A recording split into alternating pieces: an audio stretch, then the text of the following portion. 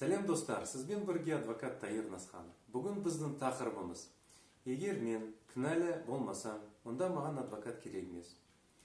Кейбіреулер қылмыстық кодексті оқып шығып ойлайды, мен өз-өзімді қорғай аламын.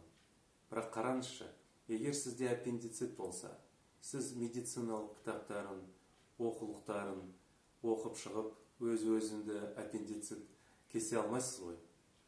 Дұрыс қой? Қылмыстық іс жүргізу де сондай. Мысалы, егер кешке жақын сізге тергеуші звондаса, айтса: келіңіз, егер келмесеңіз, мен өзім келемін, сізді жауап тастаймын.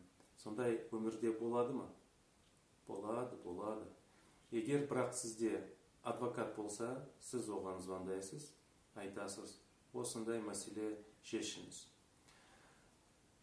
Сіздің адвокатыңыз тергеушіге звондап сұрайды, не үшін, қандай сұрақпен, қандай амалдар жүргізіледі, тағы басқа сұрақтар. Сосын мәселені шешіп келіседі. Мысалы, келесі күнге немесе келесі аптаға, сосын сізбен кездесіп, сізді допросқа дайындайды.